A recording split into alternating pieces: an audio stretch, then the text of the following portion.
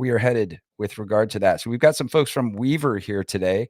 We've got Anthony Batt and Neville Spiteri. I'm going to bring them both on. And there's some interesting pieces to each of their backgrounds that I want to kind of get started really quickly. So welcome, gentlemen. How are we doing today? Doing great. Thanks for having us.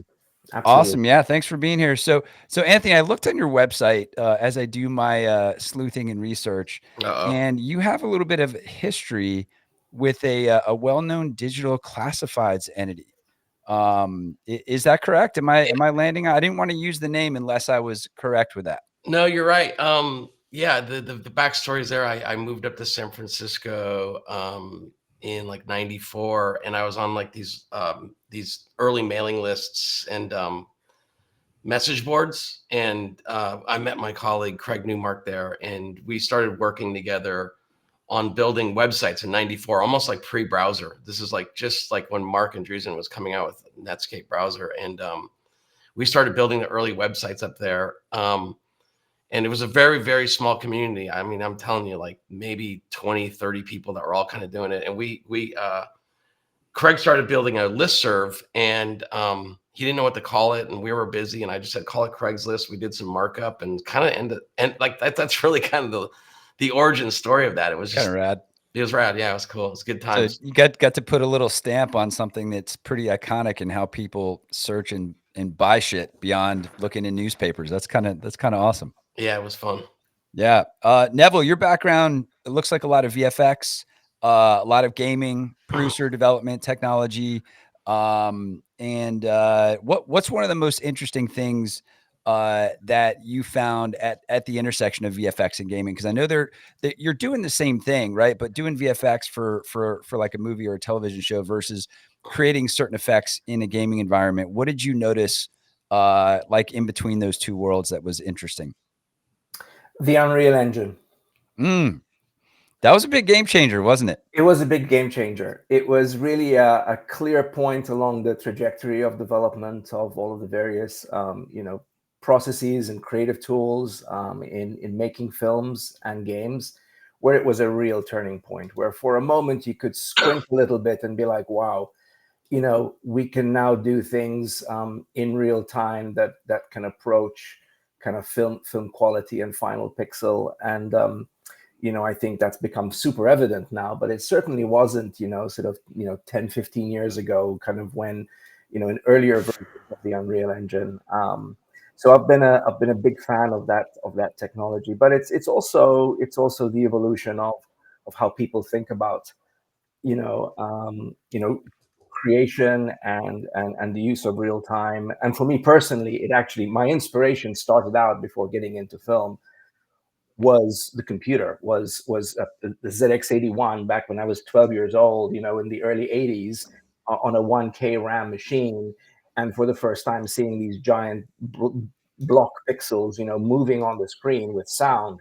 And it sort of occurred to me that, oh my gosh, like code and software can be used to create visuals and audio. And so that was sort of the kind of the starting point. So I've always had a little bit of an eye towards how real-time technology and interactivity can kind of bridge those worlds. And it's an exciting time to be alive.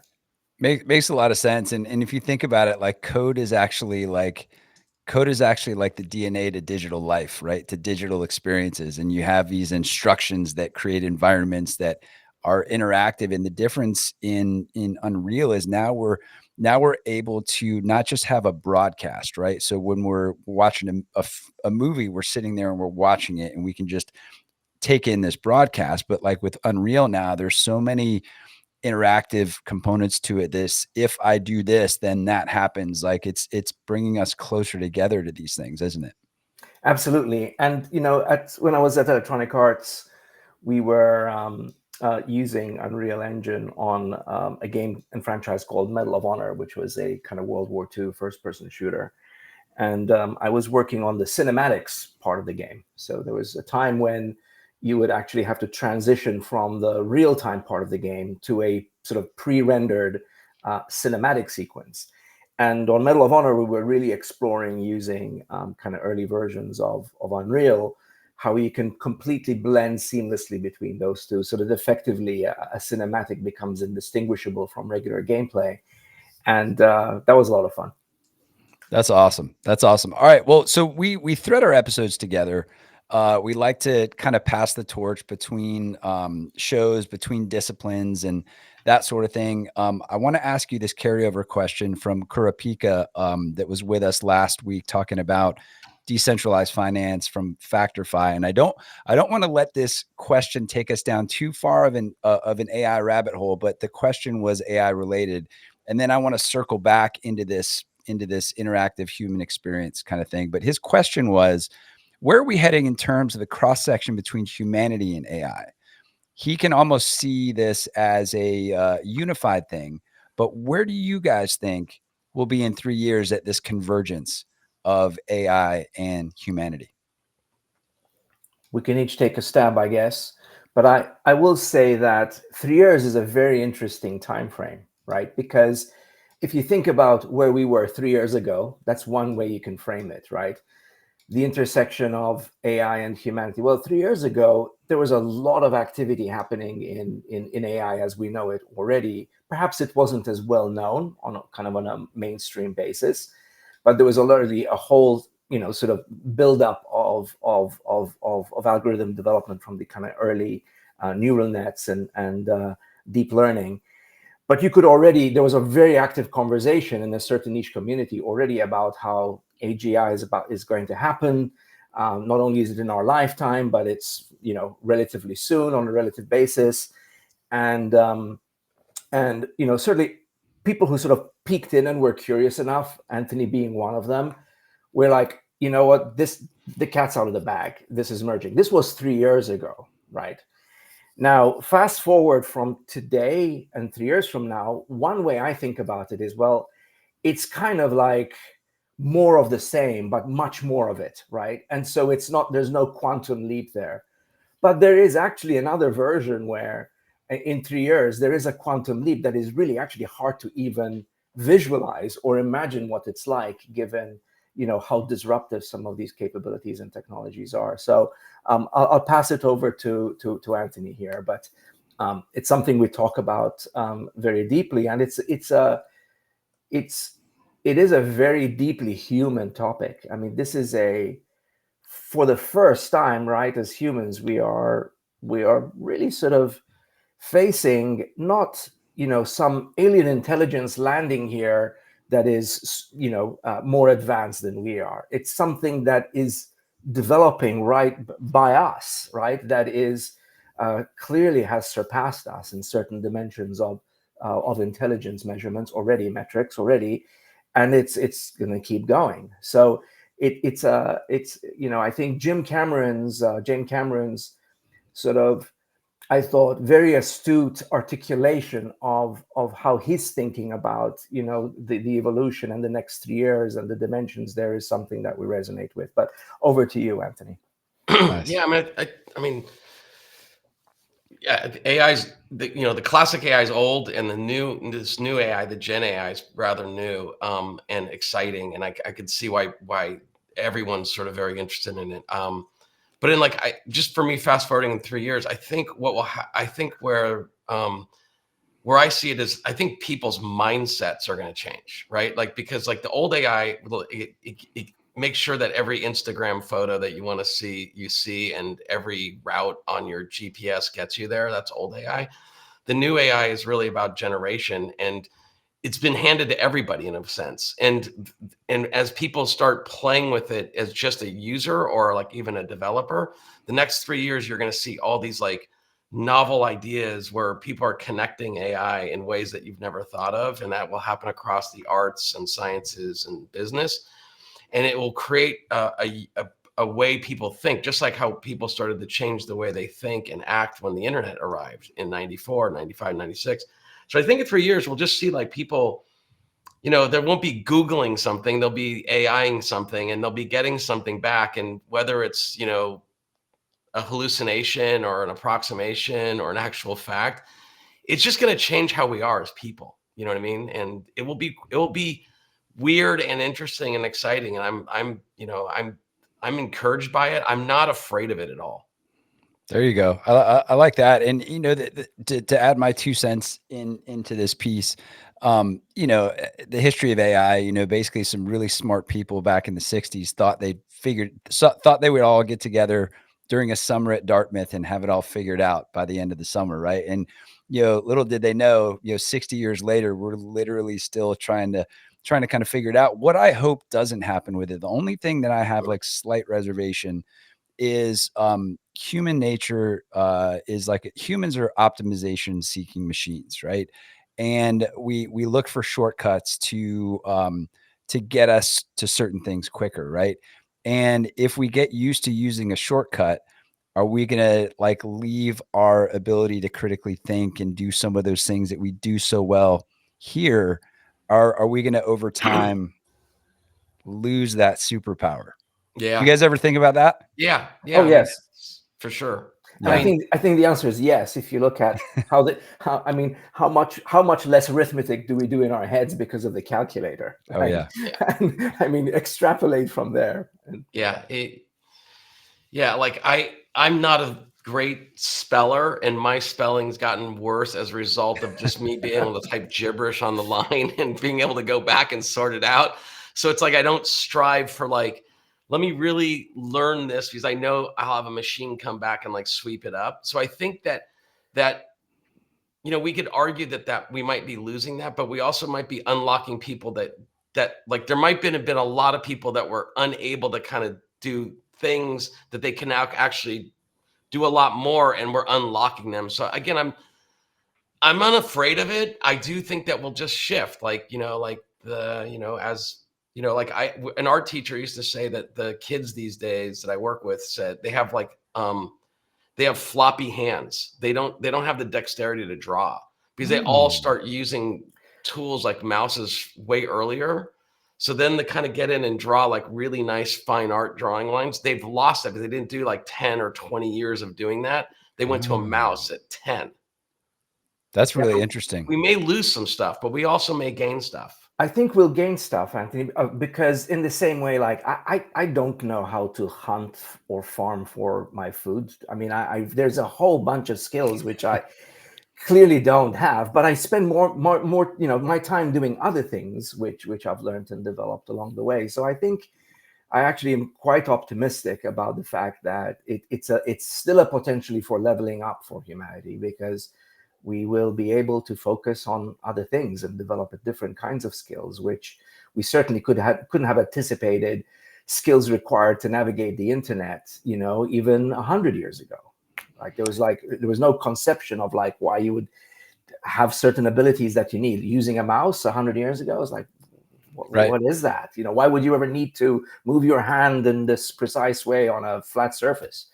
But sure enough, it's pretty useful, and that's unlocked a whole bunch of capability for us. So. Yeah, all right. So let's land on our aggregate decision that that it'll potentially it'll allow us to explore things and reallocate energy in ways that offload things that we don't need to do and point us into things that we really want to do. And it's up to the human to figure that out. So let's stay in this thread a little bit. So you guys have been in immersive experience environment XR design for quite a long time. You're actually celebrating or recently celebrated 10 years with this company Wevr, right? Yeah. So 10 years is huge, man. I mean, that's a tremendous accomplishment. Number one. Number two, 10 years in the technology world, in the same lane of a technology world, is equally more incredible just because of the exponential leaps that happen. I want to unpack the key elements of a truly immersive experience, immersive digital experience, and two questions related to that. Number one, what does the human need to feel for a truly immersive experience? And then what does the tech need to include to enable that feeling? I'll take a stab at that.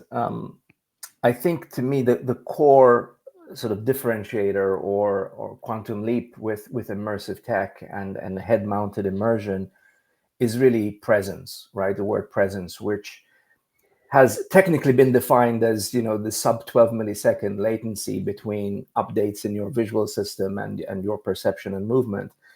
And I think that's a really interesting, I think, very clear threshold where something very different happens in our brains when you're able to achieve that bar. And 10 years ago, it was right around early 2014 when I got to experience a demo up at Valve in Seattle, Washington, where they had the infamous room demo, where I got to experience true presence for the first time. And it was absolutely life-changing. There is no doubt about it, and it kind of really sort of inspired us as a team and the company to be like, okay, over time, this is going to be a fundamentally new and important modality for how humans and machines are going to interface. And it may take a while, but let's jump in because this is the future and we want to be part of it and help shape it. But I do think that, to your point specifically about what is the experience, what is that feeling, how do you define presence, what is that quality? And there's a number of ways that we think about it. One is it's this sense of that you've sort of collapsed space between where you are as a perceiving entity and this virtual thing that is being projected out there. It really blurs the line between what you would consider real versus not real, right? And that is actually what we believe to be one of the most transportive or transformative aspects of the medium, primarily because it allows you to have to commune with whether it's the natural world or whales swimming by or another human that is not necessarily physically in the same room with you, but you can certainly feel a lot closer. So quick follow up, not to interrupt you. I just wanted to kind of, this is where my brain was headed based on what you're saying. Like, would you say there's kind of a liminality or like this idea of almost like a coming together with the environment that you're in? Almost like, I'll use an example. So we were talking about earlier, Anthony, you and I talking about music earlier, right? Yep. So when you go to a concert, right? I walk up into a concert. The three of us walk into a concert. We're going in together. We're as individuals, but we're kind of a group, right? There's three of us. But then we go into this concert, the lights go down, and we go from a group of three people to an audience. Is that like what you're talking about this presence, about this snap in to the environment? That is one way to describe it, Anthony. I mean, I don't know what your perspective is on what makes immersion. Yeah, can you guys hear me okay? Because my mic kind of freaked out. Yeah, Yep. I think you do become like that when you become audience, like you are not you only, right? Because it's shifted. The perception is shifted, right? And I think that happens. But what's interesting in the sort of the like the AR or the VR space, it's like, and I think what we're trying to actually get people to do when there's more than one person is to kind of have that collective viewpoint, because in a concert it does shift. Like you're all hanging, lights go down, you're darkened, so you've been put into this other mode, and then the focus is the stage, right? And the activity there, which is interesting because what we've sort of moved to is we've wanted to actually create more shared experiences where that doesn't happen. Like, right? Because like in a movie theater or in a concert, it's like there's performers performing. And the way the theaters have always been designed is they darken the crowd and they're like, look at the stage, and this is where you're at. And I actually think this kind of goes back to the AI question where we're talking about how mindsets change. I think people want to be together. They want to actually have their device with them. They want to see each other and they want to actually participate with each other in real time in a space that's happening around them in real time. It's kind of shifted where they don't want to sit back and like be dark. And now there are times for that, but where we're thinking where this sort of immersiveness comes is like, how do you build spaces where you can put people in that immersive state, but have them also be, like you said, it's just the three of us and we're all talking and going through it and taking photos and doing stuff, but we're actually we're in an immersed space, whether that's very like a synthetic, like we've joined a sim together, simulation together, or we've gone somewhere and we've constructed a simulation that you go into and it's surrounding you, like with projectors and LED systems. We call those like, we're actually calling those like shared experiences, but they're deeply immersive. Like everything's been designed to like allow you to be somewhere else while together. So that dissociative, not in a bad way, but like you're kind of out and away from you, but you also have this element of individuality while you're in the experience. That's kind of trying to do a couple of things, which is super interesting. Speaking of presence, dare I say, Mark Fielding is here. Oh, I heard audio. Mark. Mark. Testing. Hey, there he is. You made it. 150 odd shows. This has happened once. And is it a coincidence that it happened on the day that Microsoft forced me to update my operating system and reset every permission on my computer? I think not. It's wonderful to walk into a conversation and you're talking about presence in virtual worlds. I missed the first 20 minutes, but I think presence has been for a long time the missing ingredient in much of what at least I've experienced in virtual worlds. Yeah, there is no presence. It's very disjointed. So it's great to walk into that point in the conversation. That's good. Welcome. So Neville, let's go back to you and let's talk about, so we talked about this idea of presence. We kind of tried to define it a little bit, what it means to feel presence, to feel part of something, whether it's an environment or a group of people, and maintaining your individuality within that group of people.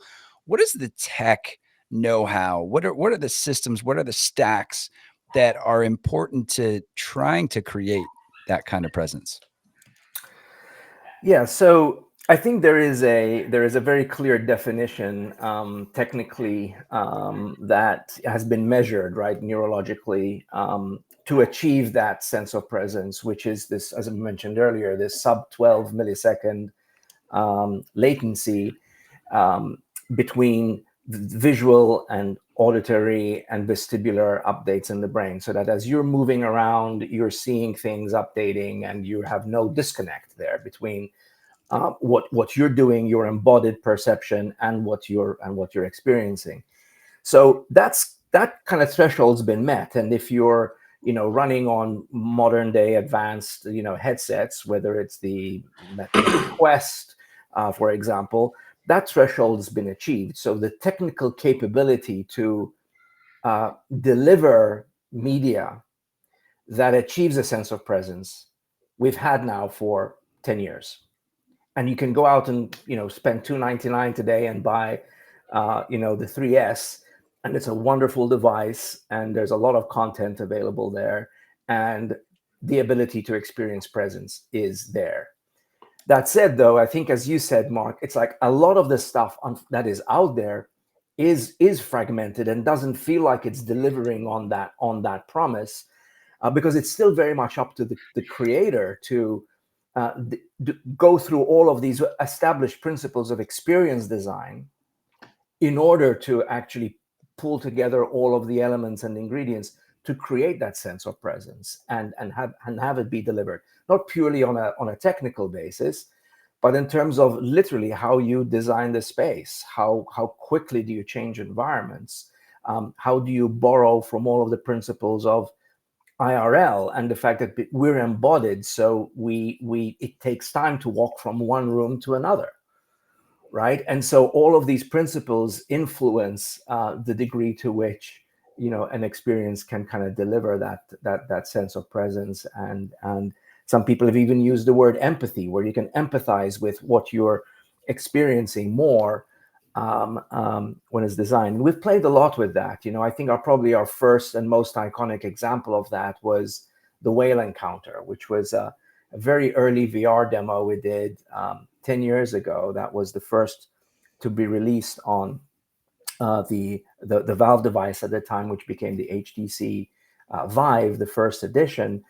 And we just had this giant whale swim by, and it gave you an opportunity to look into its eye and have that eye-to-eye moment. And we had, to this day, people take off their headset, and some people are in tears from having had that experience. Tears of joy, not tears of sadness. There's the empathy thing is huge, and I think we all can agree the world needs to learn how to cultivate that, I think, a little more on an individual level and in global level. And if technology can do that, it's great. There was a producer that I worked with a few years ago that created this. Can't remember what it was called. Maybe it was called The Tree or something. Anyway, it was Yeah. like Melitza Zek. Yeah, I yeah. don't know. We interviewed her. She's great. Okay. Tree. Yeah, totally. Yeah, so she created this whole experience as like what it would literally feel like to be a tree, right? And from growing up to expanding to reaching for sunlight to being chopped down, like that is invoking some empathy, I think. Did you? I went to the installation with her when she had it, and you actually, I think, as I recall, you stood in the tree.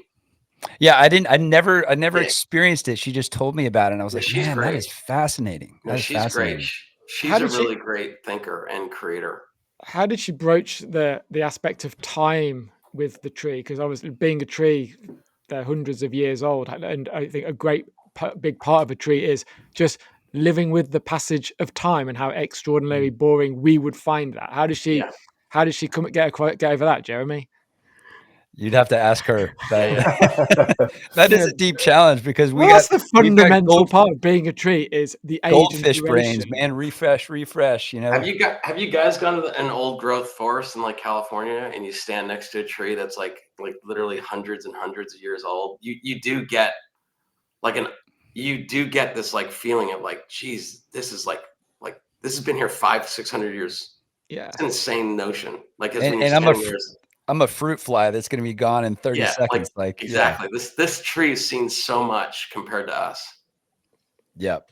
Well, so as we kind of continue to kind of broach this subject of humans and the technology to create experiences that will resonate with humans in an immersive way. I got a fun thought experiment. I always like to throw these out every episode, but if you could short circuit one rule of physics, what problem would you use it to solve to make XR everything it could be? Yeah, well, for me, it would it's a kind of a cluster of physics because You can use a couple. It's okay. Yeah, use a couple. because what's bothering what's happening with XR and AR and all that stuff is actually just that we have to have a device, right? So it's like the photon, it's the battery, it's the energy. So like what I'd love to be able to do is just be able to like get rid of all of that so that it's like at any moment that maybe it's even the lightest device. I'm wearing glasses because I have a hard time seeing. But if it's as simple as that, where I could just go like, I want to shift into an alternate reality with whatever physics that reality wants me to have. But I don't want to be encumbered by battery or weight or anything. I just want it to be like that. Like I just spawn into a new reality. And if we could get there, which I know we have engineers working on, I really think we unlock then all we're doing is competing creatively on storytelling, on like what alternate reality we want you to enjoy. Do you want to be in an Adventure Time reality? Do you want to be in an underwater reality? And I think that just changes the world. And I'll tell you, I actually interviewed the guy who talked about singularity. What's his name? I forgot. Kurzweil? Yeah, I interviewed Kurzweil, and I actually asked him. I was like, dude, if we're gonna go live 300 years, aren't we gonna be completely, utterly bored? Right? It's going back to the tree thing. And he was like, no, because you'll live all these different alternate reality lives. So you could kind of go, I want to go into like 18th century London, or I want to go into like 6th century, Persia, and live there for quite a long time. Not like you play that game level for maybe 40 years of your life. And it kind of made sense, so that we as we're on this gradient of changing all these realities in the current space, we actually probably have to find ways to actually entertain ourselves for like big chunks of time. Therefore, I think that the removing the physics of light and weight and battery stuff is going to help us deal with living for maybe People are saying 200 or 300 years. I'll pass it over to everyone else. Ray Kurzweil has been reading Ian M. Banks and the culture novels, which I think I recommend to Jeremy on a weekly Every basis, episode. which Every is episode. essentially what the culture do is that, and they use I think they use drugs, essentially fabricated drugs that they use to change their consciousness, and they go into these places or they upload. So Jeremy's all about uploading your brain onto computers. They do a lot of that, and they're exactly that. You choose where you want to do ancient Persia, under the water, in the sky, whatever, and you 80 years, 100 years, and that's what you do with your time. Personally, I would never get bored at 300 years, 800 years, maybe 300 years. I could do Okay. that. He's got a lot of stuff he wants to do. That's Yeah. cool. Neville, same question to you. It's actually somewhat of a similar answer in that it's really from a physics perspective, right? If it making the device lighter and more comfortable. I mean, before we get to direct implant and direct, using drugs or other mechanisms, direct manipulation of the neurochemistry in our brains, I think if we're still talking about a physical device that you're augmenting, wearing on your face, I think that's the trick, right? It's like, how can you magically keep solving? And I think, Meta in particular and several companies and Apple are heavily investing in making it like smaller, lighter, and still deliver the fidelity and the field of view that we need. So if I had a magic wand, I would wave that wand to accelerate that process. The combination of like comfort and price point makes this a lot more accessible, and then a lot more exciting for all of us. Well, one of the threads we explore on this show, we did a whole season on quantum and quantum computing. So maybe we can point quantum computers at a way to naturally unlock our capabilities into the digital realm. Super interesting. So Mark, I've been commandeering this discussion. Where does your head go with this kind of stuff? What questions do you have for these guys? You've been commandeering because I wasn't here. I wasn't present, because for those just joining, yeah. I don't know what I missed at the beginning of the conversation. I came in, you were speaking about the musical experience. I'm very interested in cinema and the cinematic experience. Today, I mean, what role does the graphics play? Like, how important are those in terms of presence? And what are you doing, if you haven't already spoken about this, about the cinematic experience? Does the cinematic experience need changing? What's wrong with movies? What's wrong with sitting in the dark and being transported to another world on your own? Yeah, I mean, there's nothing wrong with it. It's like it's 100 years old, right? It's just like it's been the king of communication, but like or storytelling, and I think it's a phenomenal system to tell stories, right?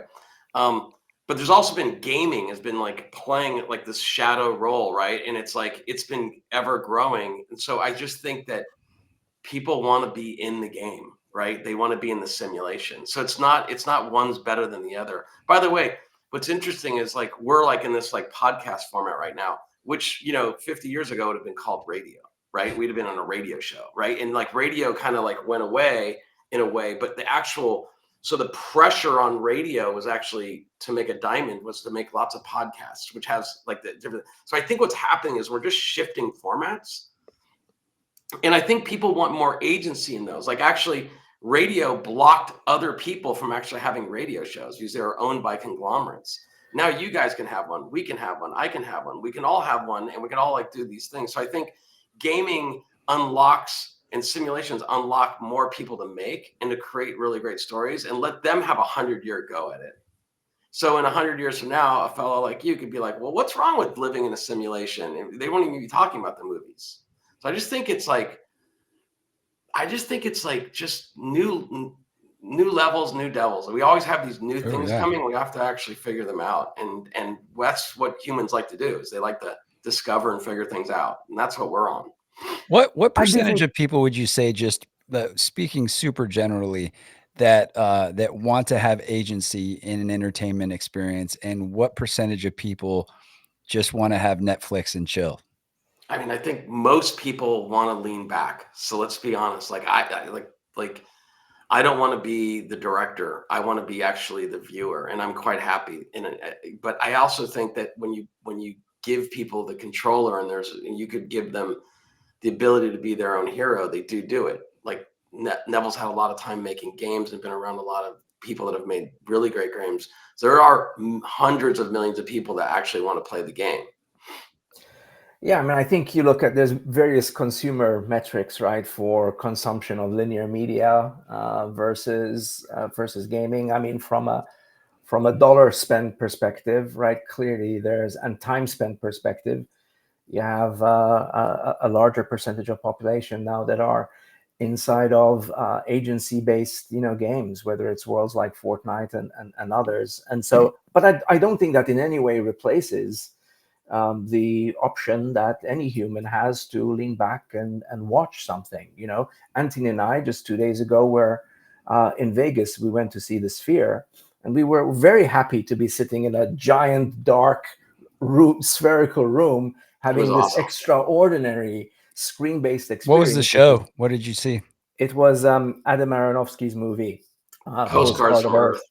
Oh, wow. Which was beautiful imagery of nature, and it absolutely works. It's one of the most transformative and wonderful experiences I've had in a very long time. I don't think any of that goes away. I mean, one of my favorite things to do using my Apple Vision Pro is to watch movies. It's an incredibly comfortable, amazing viewing device, and but certainly when I talk to my 13-year-old nephews, they're far more excited about being in Rec Room and Fortnite than they are watching any movie. So just one note on I think what Mark has said is like, still what is supreme is story, right? It's like why am I here? What am I doing? Like why do I care?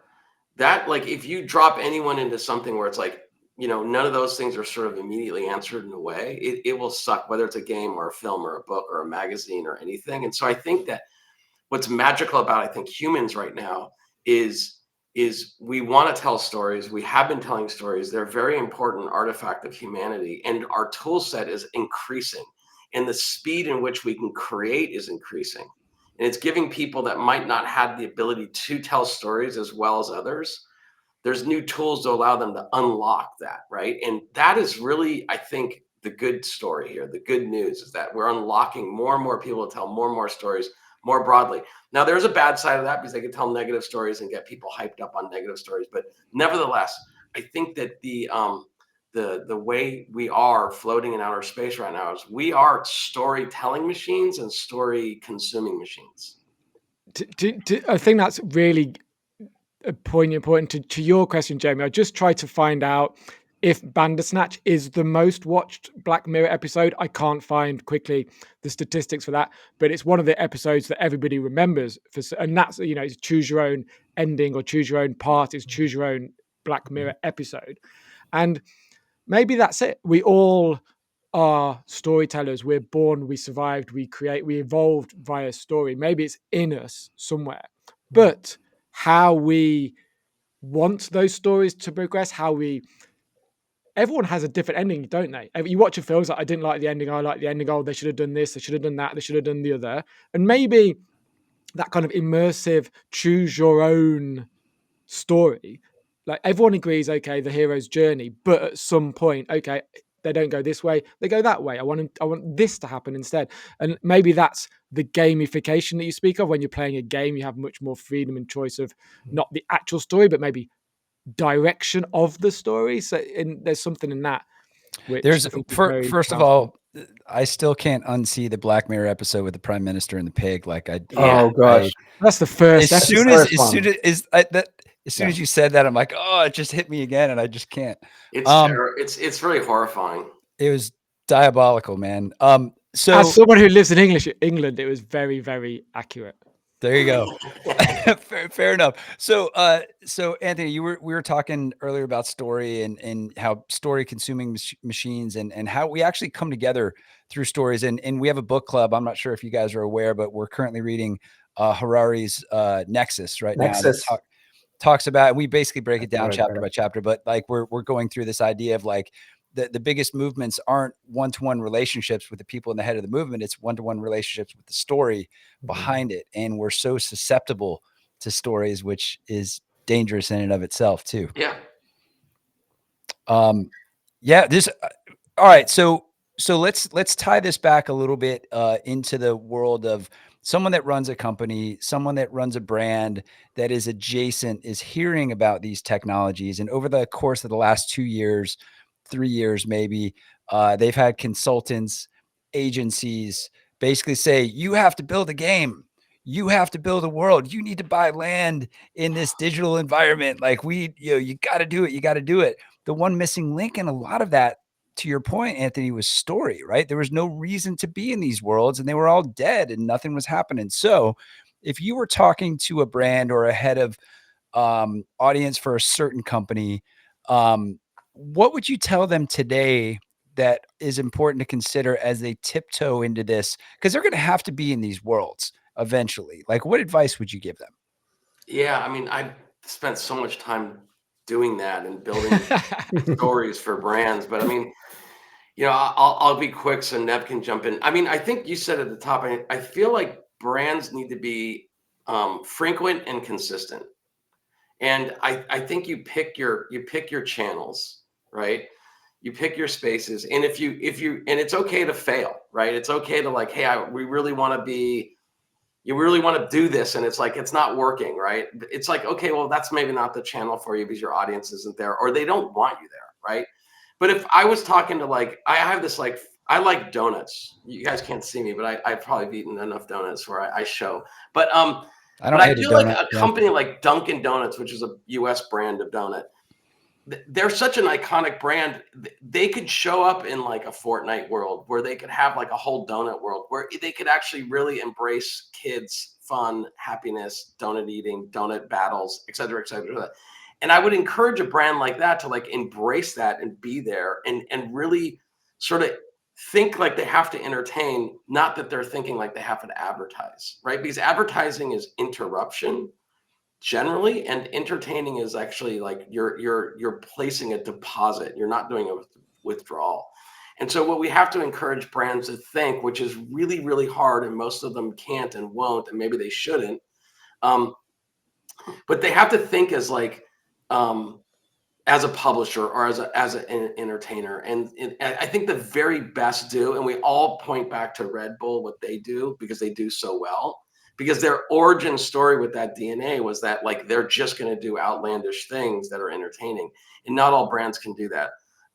So I would continue to tell them that, and I'd say you have to be brave and you can't be so scared of everything, um, and go for it. I'll throw it over to Nev what he thinks.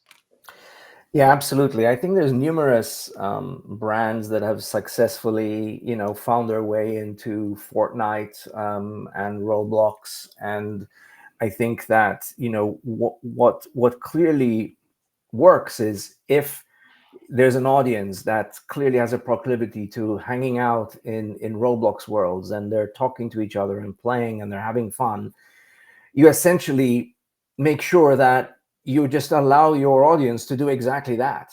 First and foremost, they're in Roblox not to interact with the Gucci bag. They're there to interact with each other, have fun. They're doing what they're already doing. It's a behavior they're doing every day, right? And more for more and more hours every day. And you just carefully layer in. If there's some agency that affords you to go pick up a bag somewhere, prime opportunity for that to be a Gucci bag. So, I think if you actually sort of analyze which executions work and which don't, there's some clear patterns there, which ultimately really are, like we've been talking about, story. It's understanding what is the story that's being played out. It doesn't have to be like a linear script. The story could be, here's a story about a bunch of kids who are really having fun jumping on trampolines, and that's the story. They're talking to each other about whatever it is they're talking about while they're jumping on trampolines. How do you embrace that story and layer in the sprinkle in your brand? And that's been fun, and it's a really fun process, and we love doing that at Wevr, and we love to collaborate with whether it's an IP owner or a brand owner to see where the audience is currently engaged and build on that. We did that with Harry Potter, right? Like they were an iconic book, and then they became a movie. But we explicitly told J.K. Rowling's team and Warner Brothers, it's like, I think that the magic would be to give the wish fulfillment of a kid to actually cruise, Hogwarts and just do that, and also go on a story adventure. And we were successfully able to do that. And they actually partnered with us, and we made that. Like, we directed that. We wrote the story, we directed it, we put it inside the Harry Potter store in New York, and kids went through it and they're mind blown, because we were able to kind of do all the things we talked about. We were able to construct the world at life size. We were able to kind of give them the opportunity to go in. There was enough wander time where they had their own story, but we knew that we actually had to drive a story because there's a certain time limit of time they needed to be in there. And we were able to kind of do that. And that worked for that brand because the brand was a story, right? And that story is really owned by the audience in a way. And so that was a lot simpler. But people that don't that are just a brand, like a donut brand, it's like, well, what is our story? You know what I mean? They have to help develop it. And so we think we love doing that. That's just you're all about curiosity. Like, we like to actually unravel that, and we're very curious about how to tell story for brands. This is a good question. Is it deeper access to something that someone really loves? Like, if someone's a big Harry Potter fan, they've read the books, they've watched the movies, are you providing a key to deeper access, maybe even more meaningful access? Without My daughter would, I'm not going to tell her about this Harry Potter world you did, because she'd be absolutely mind blown by it. And she would go to the ends of the world to experience something like that. And many people from many different experiences would do the same. Yeah. It is deeper access. The thing that we learned when we were doing the Harry Potter thing was, so we had a constraint of space and time, right? So like we were in the store, we had 2 hidden spaces, so you could fly a broom and go on a story about flying over London and battle Death Eaters. It's about 8 minutes long. And then we had about a 12-minute story in another part of the store. So 6 of your friends could go in and do this. But we learned, we had to actually move them through an 11-minute story. But to your daughter's point, what happened is, as soon as you kind of got your headset on and you saw your 6 friends, your avatar was in your house colors, and immediately they wanted to just hang out with each other. But we didn't have enough time. But our pitch to Warner Brothers was we need to give the audience, they already know the brand so well that they just wanted to wander around and unlock their own story. They wanted to be so we actually made you a Harry Potter student in Hogwarts. So it's kind of drop the mic right there, right? But we actually kind of had a story for them. So if we had to do it again, we'd be actually introduce the space and say, do you want to go on this story in story fiction? Do you want to go on the story, or do you just want to wander around with your friends? But that's the direction we want to go into. And we are actually now able to do that in a space where we could put 100 people in the space, all wandering around. Wow. Just so I can understand. Okay, same idea, different genre. Reservoir Dogs, one of my favorite films. So how far are we off me going to a place to watch Reservoir Dogs 10, where you're inside the set, where you can feel as if you're walking around the movie set as it is being projected out? So in Reservoir Dogs, you can be in the car when he's been taken back, or when they do the diamond heist, you can be in different points and locations as that story is unfolding. Is that it's kind of what it's there. Well, some of it's there already. Yeah, it's 2 things. It's since you love Reservoir Dogs, we could make a synthetic version of it, but you would immediately probably see that this is synthetic versus actually, RGB colors. You know what I mean? We've so 2 things. We think actually we'd love to do that, by the way. We made a 10 series video series, which was, so it doesn't give you the same depth perception or presence that 3-dimensional Unreal engines do, but we gave you this ability to shift POVs. So you had if you were in a car, the car scene, you could just say, I want to be in a back seat. That's going to be my POV. But if you found out someone was in the trunk, we would actually allow you to like change the position of the story to the trunk, but we'd always have this universal timeline. So we've been exploring like how to add those capabilities, but I feel like the best stories are ones that you are that you're in a simulation. So like you're not like video doesn't allow you to change POVs. It locks you in. So I think our mission is to kind of create the highest fidelity stories where you have a lot of agency of moving yourself in it and seeing it. And if the story is an anime story, then the fidelity is the best anime. If it's Harry Potter, it gives you the closest proximity of Harry Potter. And you could be a witness or you could be actually a player. And I think that those are really cool modes, because that actually gives you the place where if you just want to lean back and just watch, or if you want to actually take an active role in the story. Yeah, it's gotta be a tricky balance trying to figure out how much mechanics you want to put in there to drive people through something very directed versus the time spent just exploring an environment. And it's got to depend on audience. It's got to depend on the IP, the content, all of that. That's a tricky mission, guys. That's not easy. We could spend hours just on that one topic, the tricky mission of the balance of linear narrative versus agency and all of the nuance. It's a fascinating, wonderful topic to explore. It's like a mix of Westworld and the Truman Show, and then this immersive experience, all different. Yeah, choose your own. I love it. Yeah. Well, for those of you just popping in, we're talking to some amazing veterans of immersive storytelling with a company called Wevr. Wevr's been at it for 10 years. These two gentlemen far longer than 10 years. But I would encourage you to visit their website, which we'll post and check out, and send some links out for those interested in dipping their toe into some of this stuff. These guys really know what they're doing. They got the experience. All right. So we're at the point. I'd love to continue this conversation for quite a long time. I want to be sure, like my grandfather always said, to land the damn plane at some point. What would be, I explained the rules of the carryover question. It can be about anything. So this is the idea. Leave a question for our next guest. Mark, do you want to give any insight into who our next guest is, or do we want to leave it open? This is the last show of the season, so the next show will be in the new year. Sweet. I'll give you a cue. I believe my memory's not that good, but I think it's a quantum episode, but it doesn't really matter. Quantum computing? I think so. Yes. That's a mind-boggling topic too. Quantum is one of my favorite wormholes these days. Like, yeah.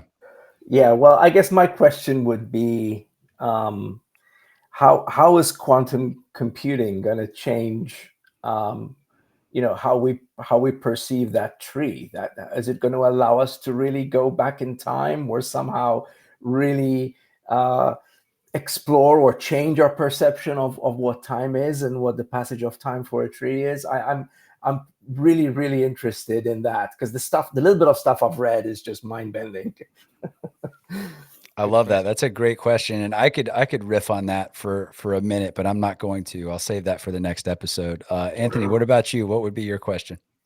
Yeah, my question's a little more back to the AI. Will future creators accept? Well, actually, will current creators that have used the tools to create accept new creators that use AI to create masterpieces? Ooh, that's a great question.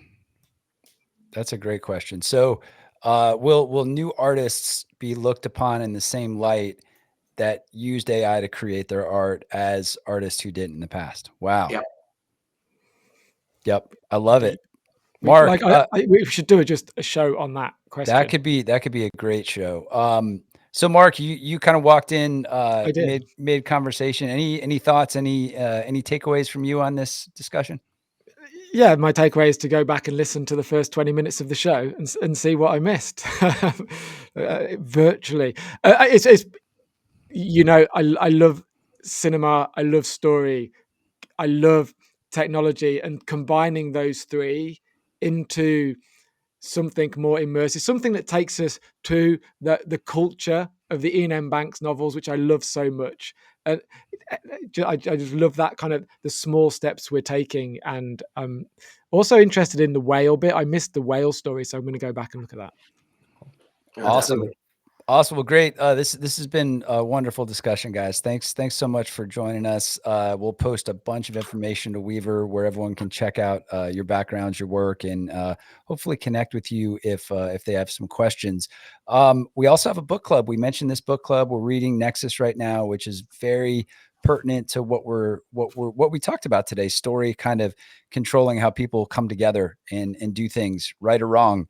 Is largely driven on story. So we're unpacking another chapter tomorrow, live at 11 Eastern. And it's all about witches and witchcraft and what happens when you tell the wrong story and people buy into that story and you end up murdering innocent people as a result. How about that? Great How book. about that for a log line? All right, guys. So more on us, thinkingonpaper.xyz. Like, subscribe, all that fun stuff. And thanks again to our sponsor, Album Dig. Speaking of immersive experiences, these guys create digital environments that are houses inspired by your favorite records. It lets you step into the music. Check them out, www.albumdigs.com. Till next time, be curious, stay disruptive. Do they do Electric Ladyland? They have done Hendrix. They did Bold as Love, I think. Okay. Keep thinking on paper. Take it easy, guys. See you next time. Bye-bye. Right on.